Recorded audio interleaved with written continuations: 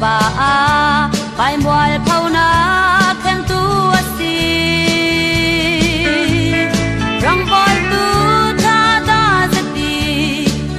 mi tu boy pa in tan sia din se ati isen suwa dingi ana mang tu lau tu kalami rang lau tu i dau tu an si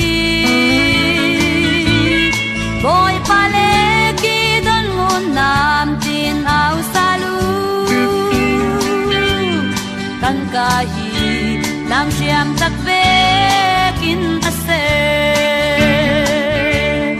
rol pom lai a hi than ni fa pa tu pa pai mual phauna khan tu asi rong bol tu ta da zati mi tu boy pa in tan sia din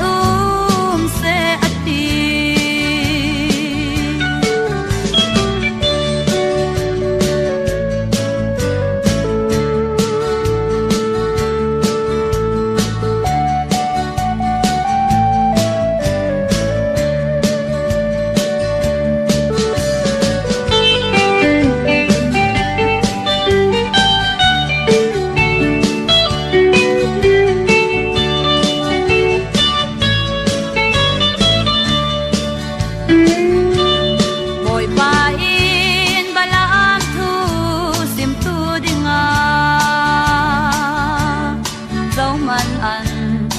lau vi lak tang amang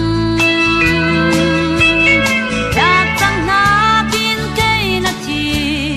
sen man hi rundam la